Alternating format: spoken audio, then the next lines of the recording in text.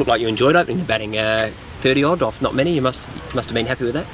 Yeah, it was nice to get a few out the middle out there with Weathers, who's obviously hitting the ball really well. So, yeah, hopefully got to go at the top of the order, but we'll wait and see which way Trav wants to go. I was going to say there's no shortage of options, but that would be your preferred choice to go at the top? Yeah, I'd love to get a go at the top of the order, but we'll see how it works out in terms of obviously lineups and who the Thunder are going to, obviously just have a look at their list first and go from there. Do you do your best work at the top of the order? Oh, I enjoy batting at the top of the order. Did it in the one-day stuff at the start of the season, but if there's a role to come in later in the order, then no worries there as well. So ideally the short format, I think most guys want to get up the top of the order. Why does it suit you better, Kez, than coming in at 6 or 7? Look, I don't know. I like the field up. It's always good with the field up, 2 out. Like I said, I think a lot of the guys want to get out there in the first 6 overs, and the ball's hard.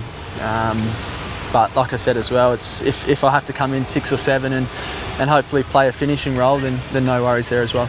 Better at the top because it's not your fault when you can't chase down 10 and over at the end. What about keeping the rash? How was that?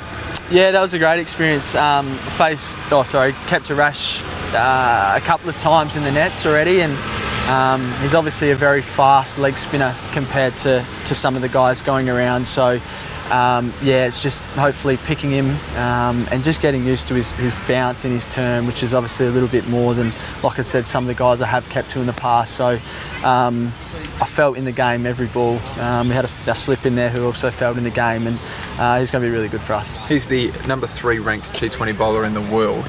How much room has he got to grow, do you think, from what you've seen in this strikers unit? Yeah, obviously he's really young as well, so he's got lots of years in him, and it's going to be a really good experience coming out and playing against some of the Australian guys as well. So Adelaide was going to help him with the turn, the bounce. He's going to be fantastic.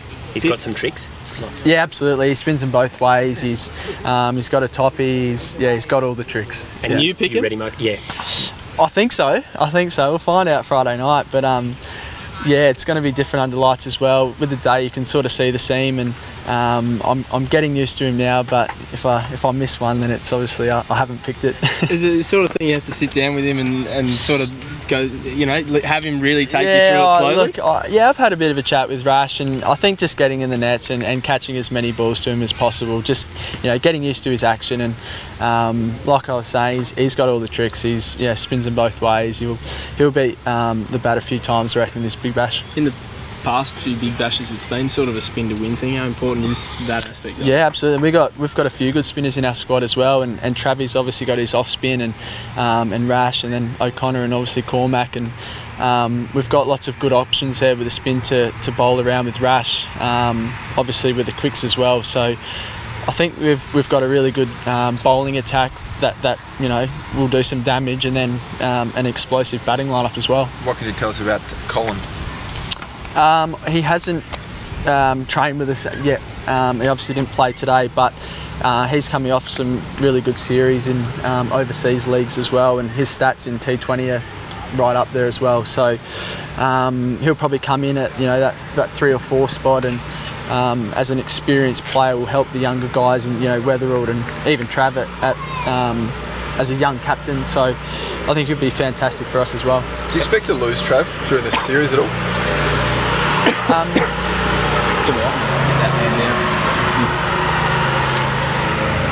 might play a few of the one days towards the back end, might he? Yeah, I would like to say it would be good if we lost Travi, and for his sake. He's done really well in the limited over stuff for Australia, and I'm sure he'll get another go.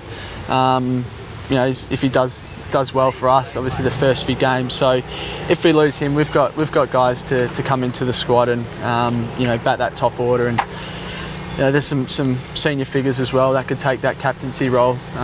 So hopefully we lose Travi and he plays for Australia for sure. Who's the backup keeper? It's a good question. They might lose you. Harry's catching him well.